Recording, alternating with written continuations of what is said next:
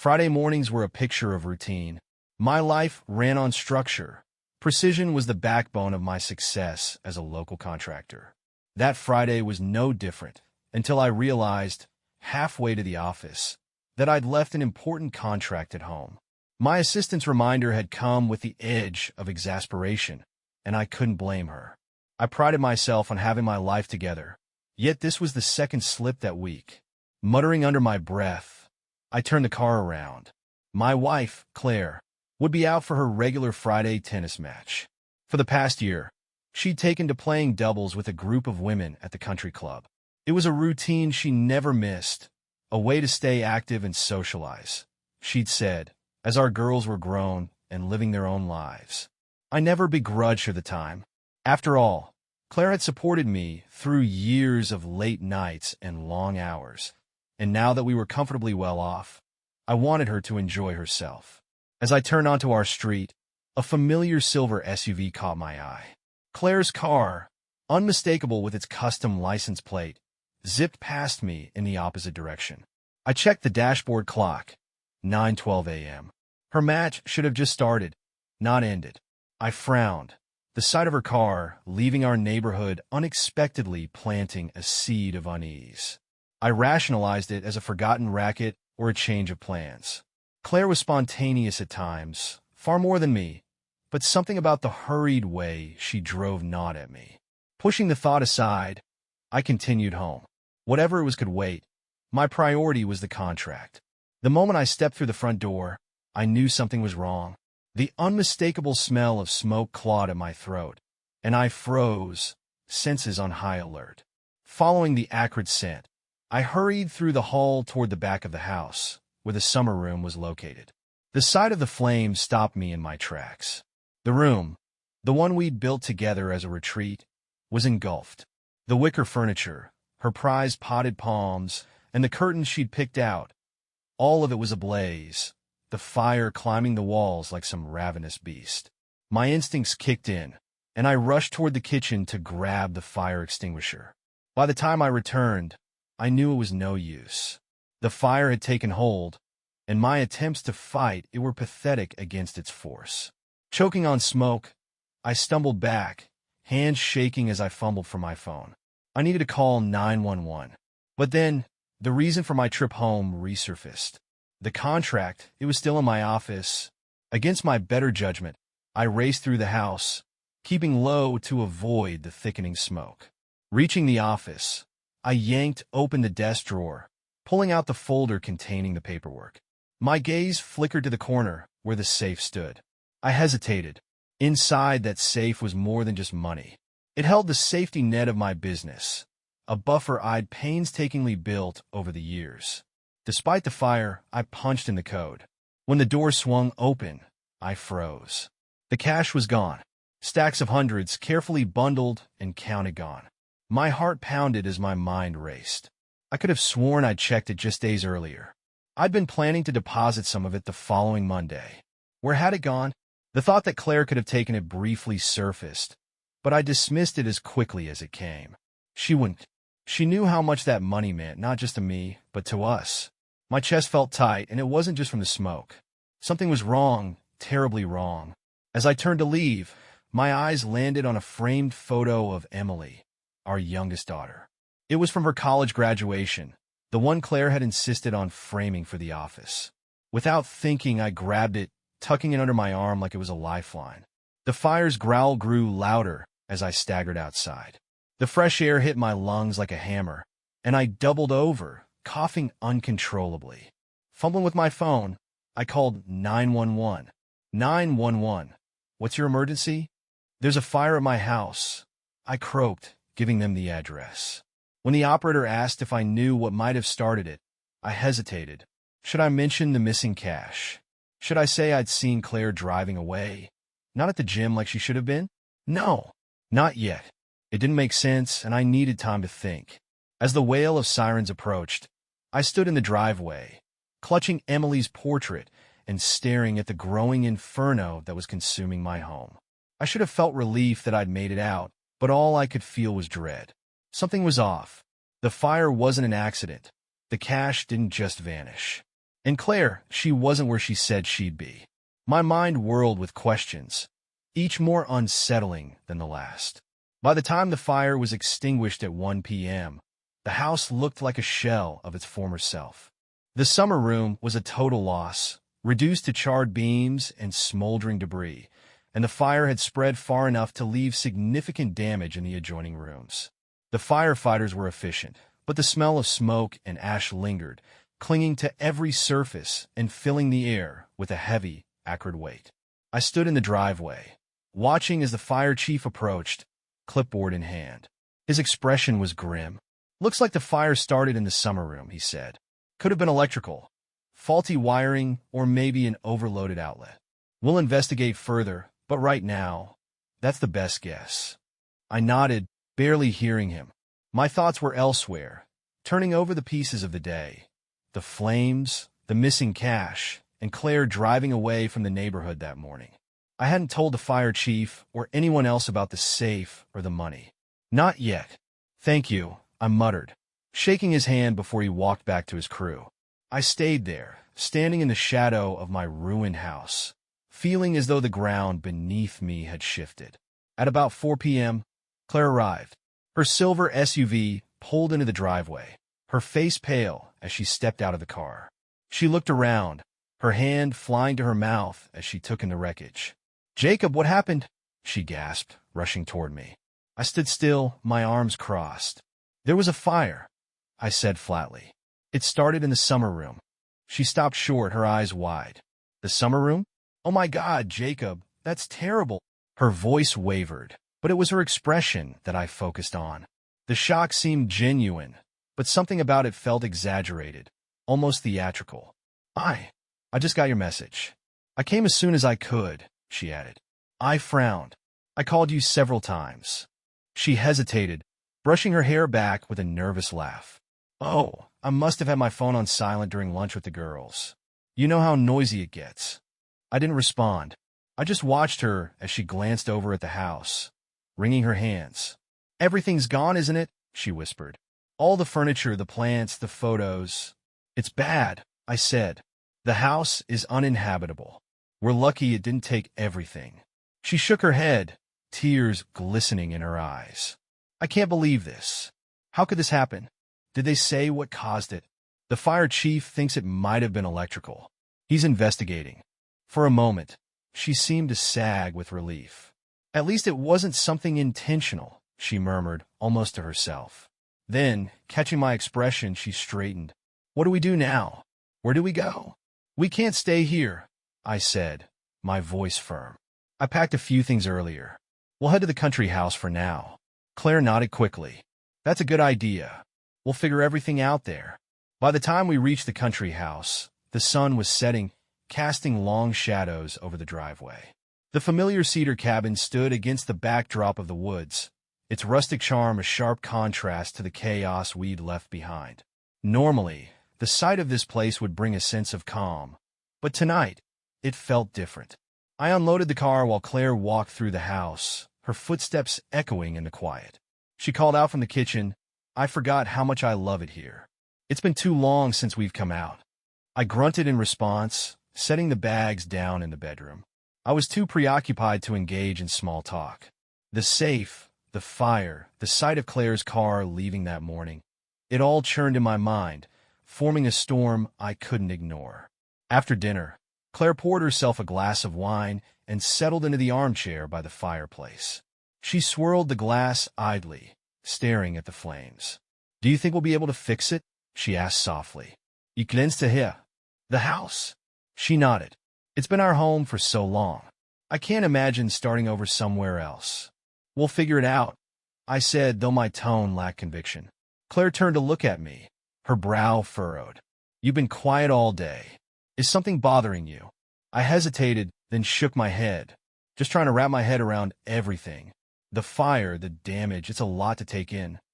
She studied me for a moment, her gaze searching. Then, as if deciding to let it go, she took another sip of her wine. "You're right. It's been a long day. I think I'll head to bed early." I nodded, watching as she rose and disappeared down the hallway. Only when I was certain she was out of earshot did I allow myself to exhale, the tension in my chest finally releasing. I hadn't told her about the money. I wasn't ready to confront her, or my own suspicions, just yet. For now, I needed time to think, to plan, and most importantly, to find out the truth. The country house, usually a refuge of peace, felt strangely oppressive that weekend.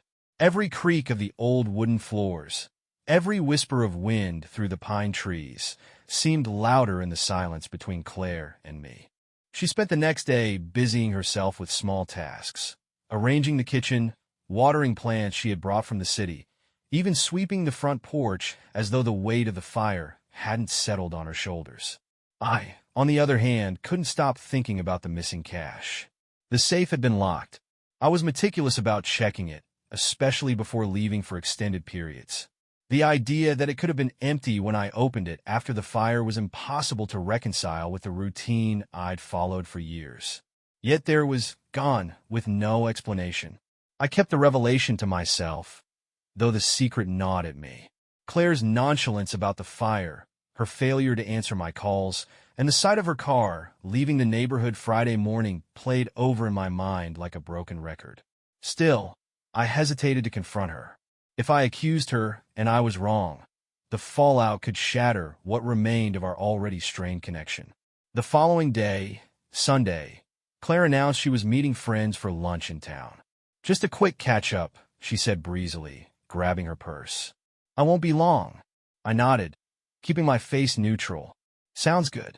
She smiled and kissed my cheek before heading out the door.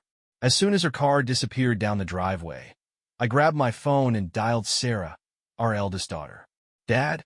she answered, her voice bright. "Hey, how's it going? I heard about the fire. Is everything okay?" "We're fine," I said, though the words felt hollow. "The house is a mess, but we're staying at the country place for now." "Good," she said, relieved. "I know Mom must be devastated. She called me yesterday." She sounded shaken. "Yeah," I replied, biting back a comment. "Listen, Sarah, have you noticed anything strange about your mom lately? Anything out of the ordinary?" There was a pause on the line. "What do you mean?" I hesitated, unsure how much to reveal. "Just her behavior. Has she seemed distracted or evasive?" "Not really," Sarah said slowly. "She did mention she's been stressed lately, but that's understandable with everything going on." I sighed, rubbing my temple. "Right. Never mind. Thanks, sweetheart." After we hung up, I sat at the kitchen table, staring out the window. Sarah's response had been expected, but it did little to ease the unease growing in my chest. Claire's behavior wasn't something I could explain away, no matter how much I wanted to. That evening, Claire returned just before sunset. She was cheerful, carrying a paper bag filled with pastries from a local bakery. "I thought these might cheer us up," she said, setting the bag on the counter with a flourish. "Thanks," I said, forcing a smile. As we ate dinner, she recounted her day, chatting about her friends and their plans for an upcoming charity event. I listened, nodding at the right moments, but my mind was elsewhere. When she finally went to bed, I stayed behind, pacing the living room. I couldn't shake the feeling that time was running out. Whatever was happening, whatever Claire might be hiding, I needed to know before it spiraled any further. That night, I made a decision. Tomorrow, I would start investigating, quietly, methodically, and if Claire was involved in something she shouldn't be, I would find out. The next morning, while Claire was out walking by the lake, I searched the car. It was a bold move, one that left a sour taste in my mouth, but I told myself it was necessary. If she had nothing to hide, then I'd find nothing, and maybe, just maybe, I could put this gnawing doubt to rest. But it didn't take long to find the first clue. In the glove compartment, beneath a stack of receipts and an old road atlas, was a folded piece of paper. It was a receipt from a motel in town, dated the same day as the fire. My pulse quickened as I unfolded it, scanning the details. Claire's name wasn't on it, but the date and time were damning. She hadn't been at lunch with her friends. She'd been at a motel. With someone. I sat back, gripping the paper tightly. The room seemed to tilt, and for a moment I couldn't think. My mind jumped to conclusions faster than I could stop it. An affair. She was cheating on me. That was why she'd left the neighborhood Friday morning. why she hadn't answered her phone, why her reaction to the fire had felt so hollow. And yet, I couldn't be sure. Not yet. I refolded the receipt, slipping it back into its hiding place. I needed more than circumstantial evidence. Confronting her now would only give her a chance to lie, to cover her tracks. I had to be smart, patient. The truth would come out soon enough. The country house, once a sanctuary, now felt like a cage. As I stared out at the still waters of the lake that afternoon, the weight of betrayal settled heavily on my chest. I had built my life around my family, poured my heart into creating a future for Claire and the girls. The thought that she could throw it all away was unthinkable. The next day, I pretended everything was normal. Over breakfast, Claire talked about organizing the spare room at the country house, her tone light and cheerful. I nodded along, keeping my voice steady, but my mind was racing. I had decided to follow her.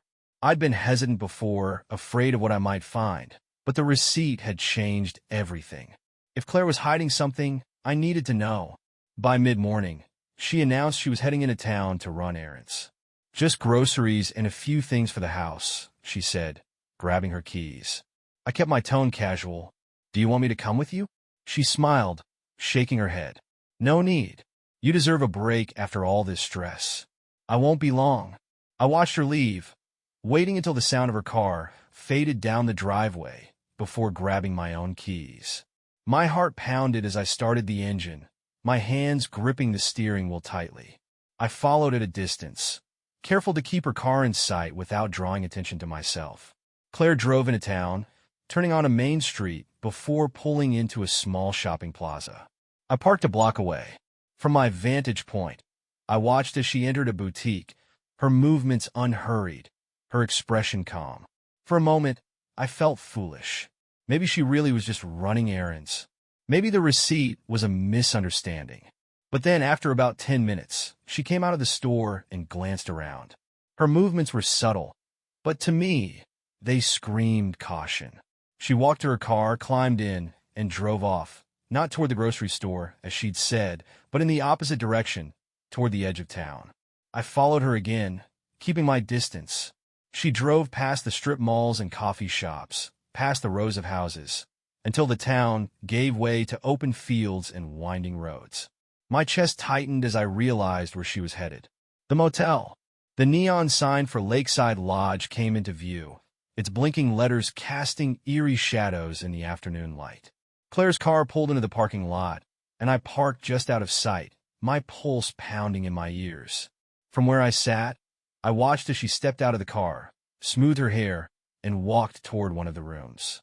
She knocked once, glancing over her shoulder as though to make sure no one was watching. The door opened, and a man stepped out. He was tall and broad-shouldered, his sandy blonde hair catching the sunlight. Even from a distance, I could see the uniform, a firefighter. The realization hit me like a punch to the gut. My breath caught in my throat as I watched Claire smile at him, her posture relaxed and familiar. They exchanged a few words before disappearing into the room together. I sat frozen in my car, my hands gripping the steering wheel so tightly that my knuckles turned white. The pieces began falling into place. The Friday gym sessions, her phone always on silent, the evasive answers. And now this. It wasn't just betrayal. It was calculated, deliberate. I didn't know how long I sat there, staring at the motel. Part of me wanted to burst into the room, to confront them, to demand answers. But another part of me, the part that had always prided itself on control, held me back. Acting on impulse wouldn't help. I needed to think clearly to figure out my next move. Eventually, Claire and the man emerged from the room. They lingered near the door, talking and laughing as though nothing in the world could touch them. When she kissed him, quick and casual, as if it were the most natural thing in the world, I felt something in me crack. I waited until they parted ways, Claire getting into her car and the firefighter walking back toward the motel office. As her car disappeared down the road, I made a decision. I stepped out of my car and walked toward the motel. The receptionist looked up as I entered, her expression polite but disinterested. "Can I help you?" "Yes," I said, my voice colder than I intended. "The man who just walked in, what room is he staying in?" She frowned. I'm sorry, sir. I can't give out guest information. I leaned on the counter, locking eyes with her. That man is sleeping with my wife, I said bluntly. I just want to know his name. Her eyes widened, and for a moment I thought she might actually tell me. But then she shook her head. I'm sorry, she said again, her voice softer. I can't. I nodded, biting back my frustration.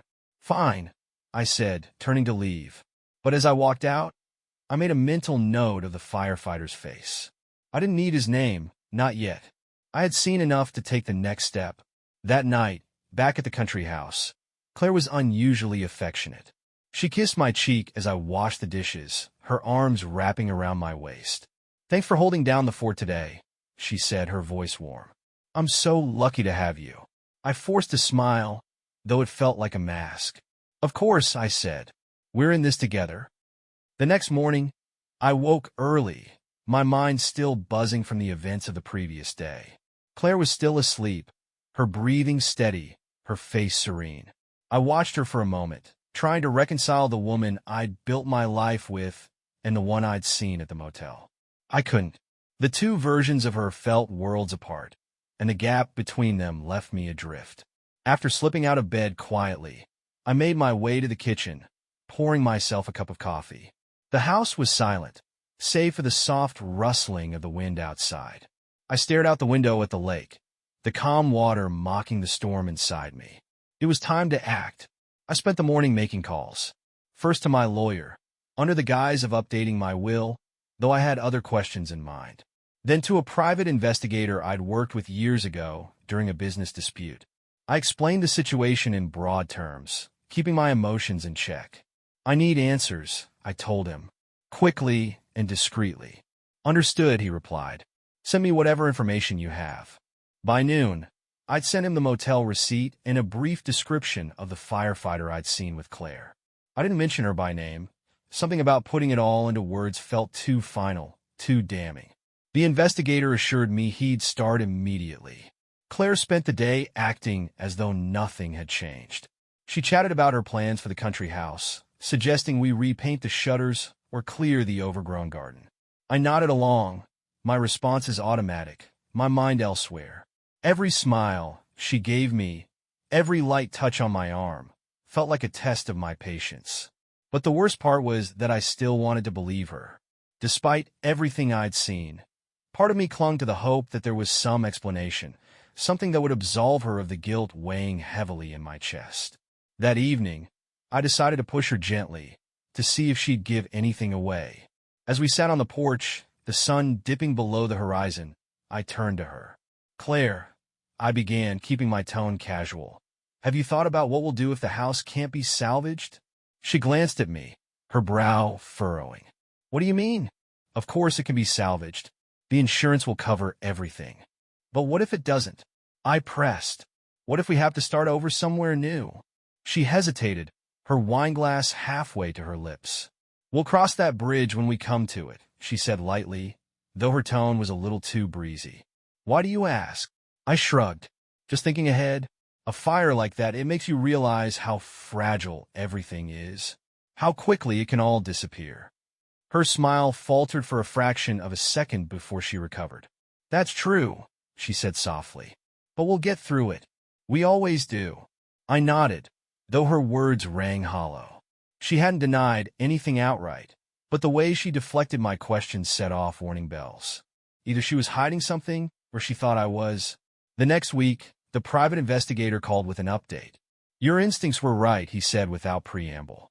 The firefighter's name is Ryan Sullivan. 30 years old.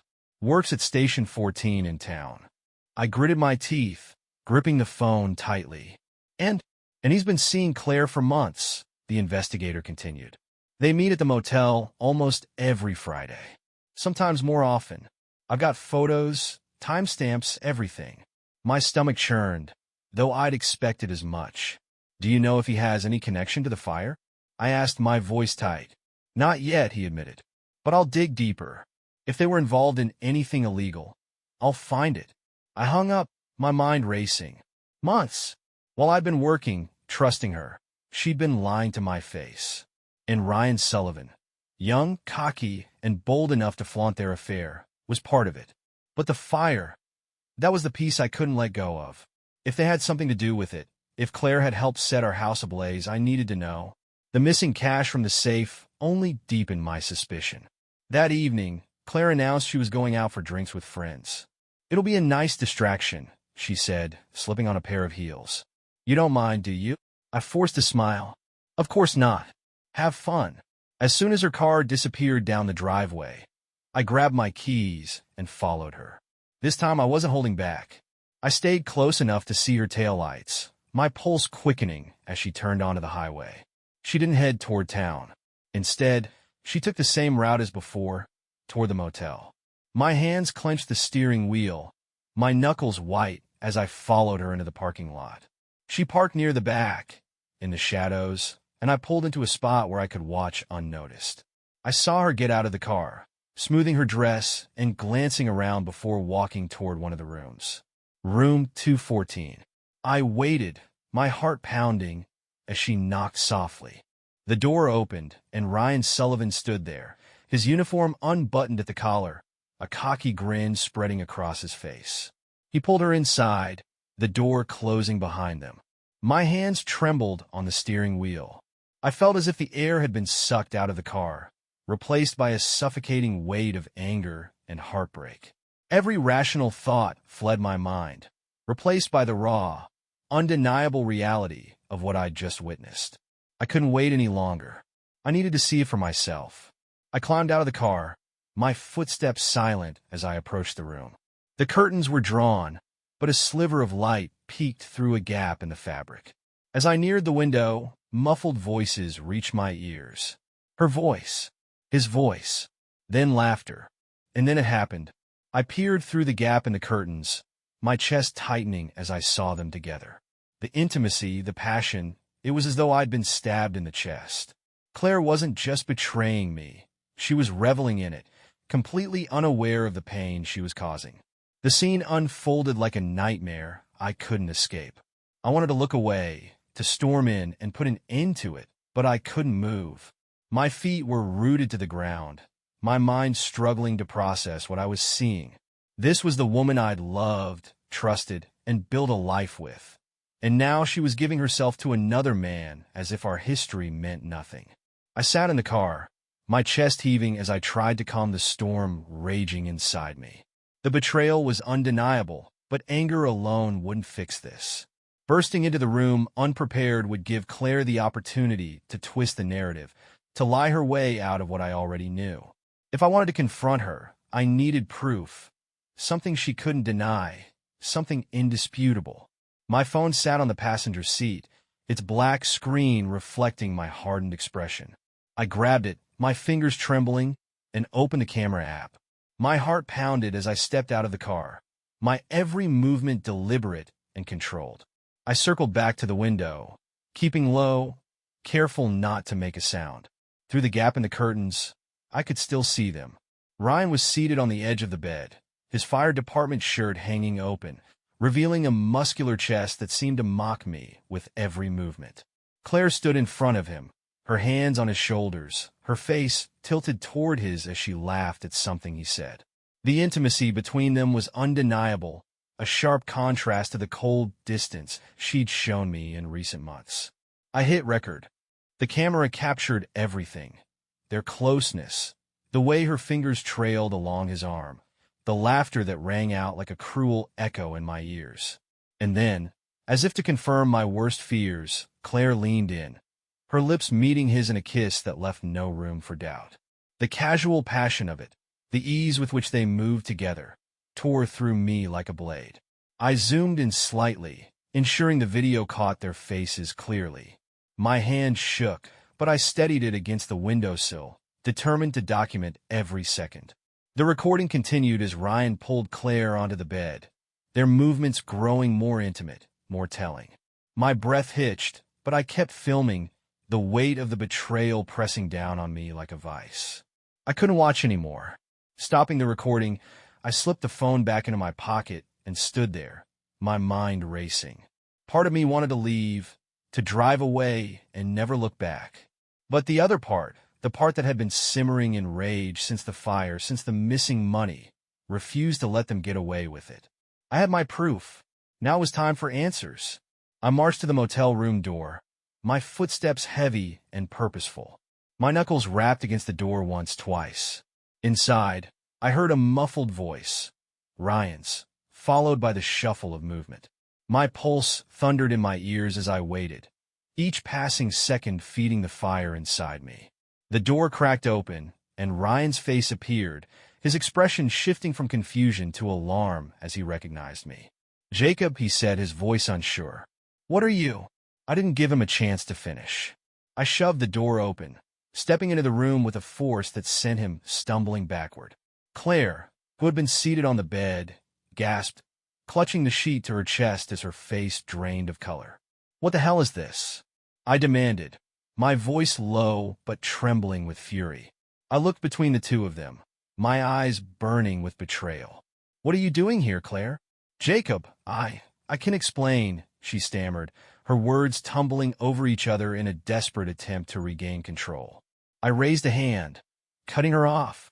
"Don't," I said sharply. "Don't lie to me. I saw everything." I pulled my phone from my pocket, holding it up as her eyes widened in horror. "I've got it all right here. Every kiss, every touch, every disgusting second." Ryan, who had regained some composure, stepped forward, his hands raised defensively. "Look, man, I think we should all just calm down." I turned on him, my voice cold as ice. "You don't get to tell me what to do. Not here. Not now." His jaw tightened, but he said nothing, glancing at Claire as though waiting for her to take the lead. She looked small, her usual bravado crumbling under the weight of my anger and the evidence I'd brought with me. "How long?" I demanded, my gaze locking onto Claire. "How long has this been going on?" She hesitated, her lips parting and closing as though searching for the right words. "Jacob, how long?" I roared, my voice filling the small room. "Months," she whispered finally, her eyes dropping to the floor. "Since last fall." The admission hit me harder than I'd expected, though I should have known. I clenched my fists, my nails biting into my palms as I struggled to keep my composure. "And the fire?" I asked, my voice quieter, but no less intense. "Did you have anything to do with it?" Claire's head snapped up, her eyes wide with shock. "Or was it guilt?" "The fire?" "No, Jacob, I would never." "Don't lie to me," I snapped, stepping closer. "The money in the safe is gone, Claire. Gone. And it just so happens to vanish the same day you're with him." Her gaze flickered to Ryan, whose face darkened. "You think I'd steal from you?" she said, her voice rising hysterically. "I've made mistakes, Jacob, but I'm not a thief." "Then explain it," I demanded. "Explain the fire, the missing money, and why I'm standing here, right now, instead of trusting the woman I've spent 25 years building a life with." She opened her mouth, but no words came out. The silence that followed was deafening, broken only by the sound of my ragged breathing. I turned on my heel, leaving the room without another word. My chest felt hollow, my mind swirling with anger and heartbreak. The proof was in my pocket, but the answers I sought were still shrouded in doubt. I drove in silence, the weight of what I'd seen pressing down on my chest like a physical burden. The proof was there, clear, undeniable, and damning. Every second of that video was burned into my memory, each frame a reminder of Claire's betrayal. But the question still gnawed at me. The fire, the missing money, and how far this betrayal really went. By the time I reached the country house, night had fallen. The trees cast long shadows under the moonlight, the house's warm glow standing in stark contrast to the cold knot in my chest. I parked the car, sat for a moment, and stared at the house, the memories it held now tainted by the events of the past few days. When I finally stepped inside, the silence was almost deafening.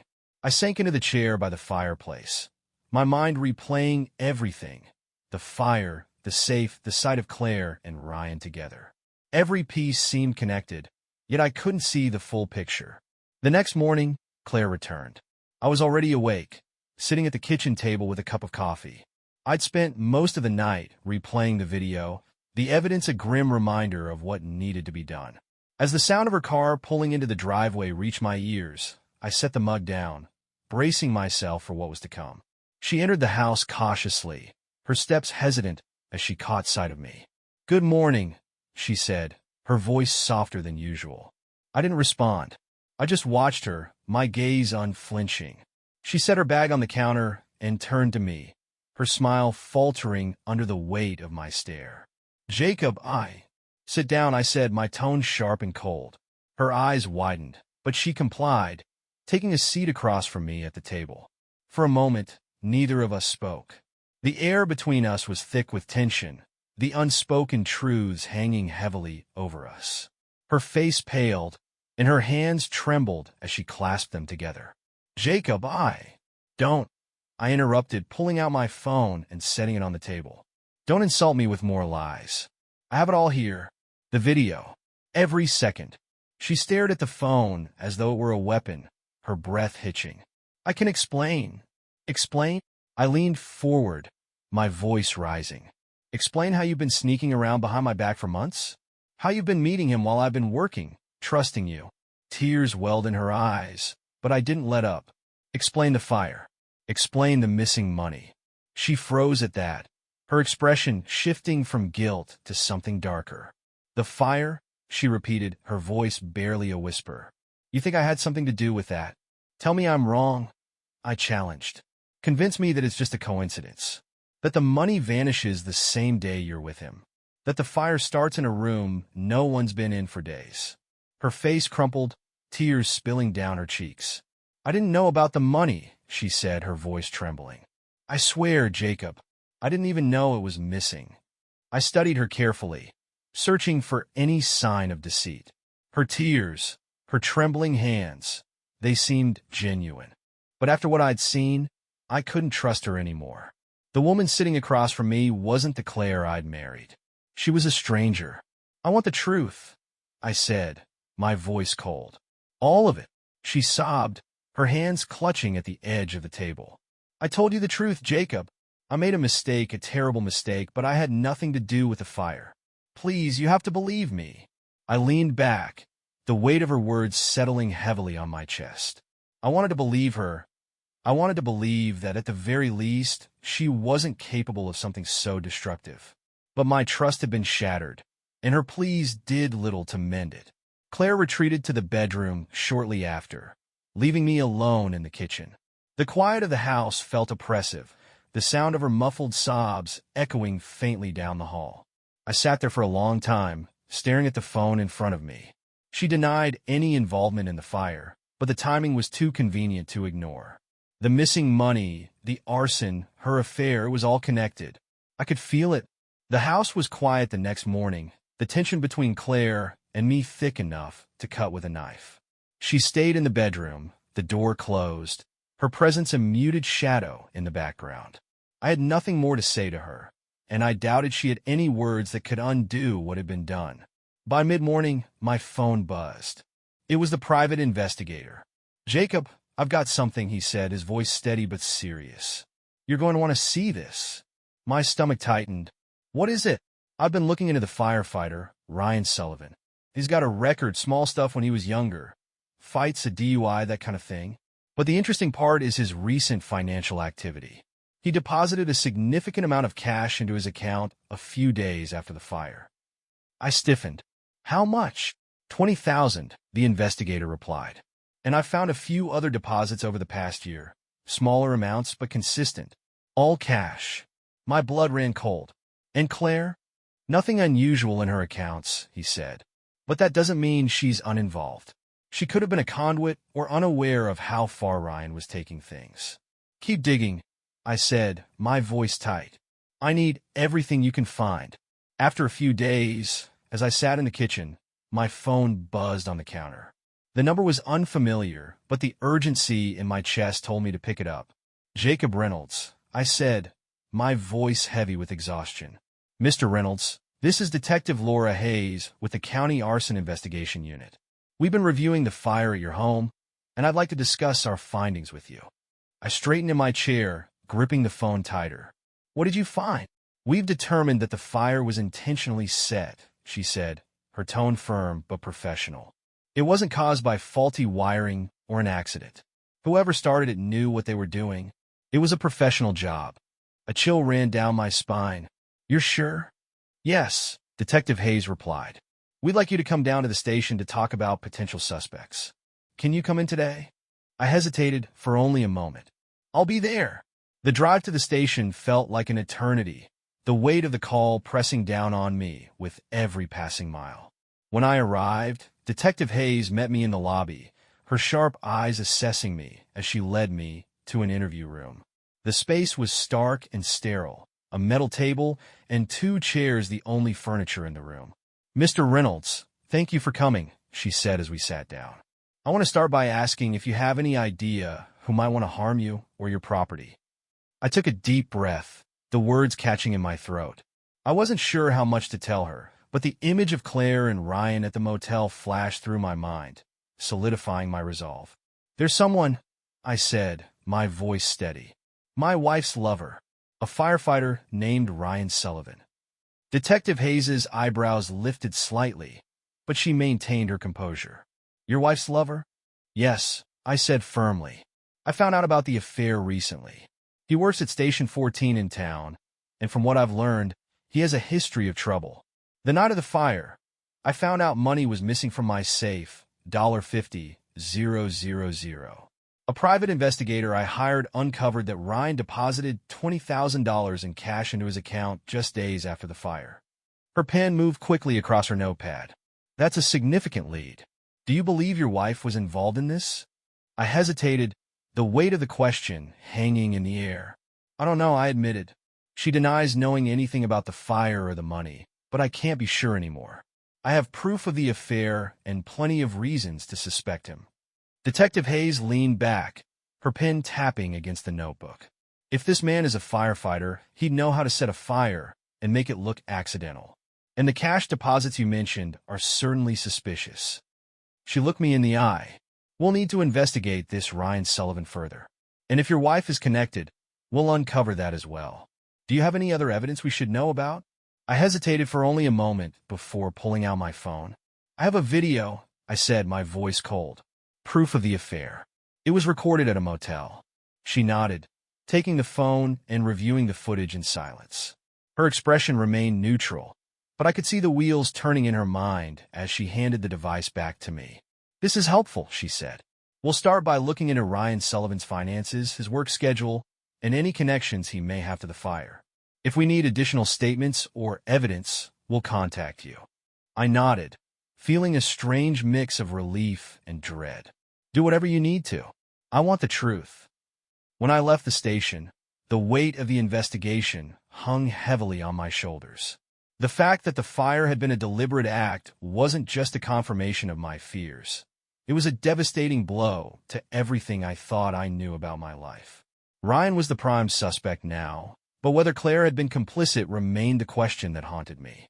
3 days after my meeting with Detective Hayes, I got the call that changed everything. "We've questioned Ryan Sullivan," Hayes said. "He's our primary suspect in the arson case, and we have evidence linking him to the fire at your home." I tightened my grip on the phone, my heart pounding. "Evidence? What kind of evidence?" "We traced his financial activity," she explained. "He's admitted to being at the house on the day of the fire, but denies starting it. However, he can't explain the deposits in his account or the accelerants we found." "And Claire?" I asked, my voice quieter now. Hayes paused. "At this time, we don't have enough to implicate her directly. Sullivan claims she wasn't involved and didn't know about the fire or the money. We'll continue investigating, but as of now, we don't have grounds to charge her." Her words offered some relief, but they did little to erase the pain. Claire may not have known about the fire, but her betrayal had already set my world ablaze. After thanking Hayes and ending the call, I knew what I had to do. The next morning, I packed a bag and left the country house. I'd already arranged to rent a small apartment in town, a temporary refuge while I figured out what my life would look like without Claire. As I drove away, I felt a strange mixture of sorrow and liberation. This house, filled with so many memories, was no longer my home.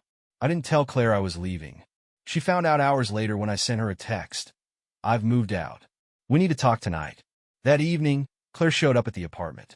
She looked tired, her usual composure replaced by a nervous energy. She stood in the doorway, clutching her purse like it was a lifeline. "Come in," I said, stepping aside. She entered hesitantly, her eyes scanning the sparsely furnished apartment. "You left without saying anything," she said, her voice tinged with hurt. "I couldn't stay there anymore," I replied flatly, gesturing for her to sit. "Too many lies." Claire sat on the edge of the couch, her hands twisting in her lap. "Jacob, I know you're angry, and you have every right to be. But I'm not lying about the fire. I didn't know Ryan was involved, and I didn't take the money. Do you honestly expect me to believe that?" I asked, leaning against the wall. "After everything you've done? You lied about where you were. You betrayed me with him. And now you want me to believe you didn't know about the fire or the cash." Tears welled in her eyes, but she didn't look away. "Yes, Jacob, I was unfaithful, and I hate myself for it. But I didn't know he'd do something like this.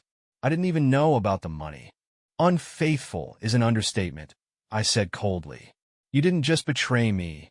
You destroyed us? Do you have any idea what it feels like to know the woman you've loved for 25 years was sneaking off to a motel with someone else? To stand in the ashes of our home, wondering if she was part of it?" Claire sobbed, shaking her head. "I didn't mean for it to get this far. I made a mistake, a terrible mistake, but I never stopped loving you, Jacob. I love you. I always have." I stared at her, the words hanging between us like a bridge that had already burned. "You call this love?" I asked bitterly. "If you loved me, you wouldn't have turned to someone else. You wouldn't have lied, cheated, or risked everything we built together." "I was lost," she cried. "I felt invisible, like I didn't matter anymore. Ryan made me feel alive, but it wasn't real. It was a mistake. You're the one I want to be with." I shook my head, my heart heavy with anger and sadness. "Claire, love doesn't survive on words alone. It's built on trust, respect, and loyalty. And you destroyed all of that. I can't trust you anymore." She stood, her tears streaming freely. "I'm ready to fix this, Jacob, to do whatever it takes. I'll go to counseling. I'll do anything. Just please don't leave me." Her desperation was palpable, but so was my resolve. "You made your choices, Claire," I said softly. "And so have I." Her sobs deepened as I grabbed my jacket and moved toward the door. "Where are you going?" she asked, her voice breaking. "Away," I said, my voice steady. "I can't stay here and pretend everything's fine. I can't rebuild what you tore apart." I opened the door and stepped into the cool night air, the weight of finality settling over me. Behind me, Claire called my name, her voice filled with despair. But I didn't look back. As I drove away, the memories of our life together flashed through my mind. Our wedding, the birth of our daughters, the countless moments of laughter and love. But they were now overshadowed by betrayal and loss. For the first time in years, I didn't know what the future held. But one thing was clear: I couldn't go back. Claire may have loved me in her own way, but love wasn't enough. Not anymore. As the road stretched out before me, I resolved to rebuild. Not for her, but for myself. My life had been shattered, but I still had the strength to pick up the pieces. And this time, I'd do it alone.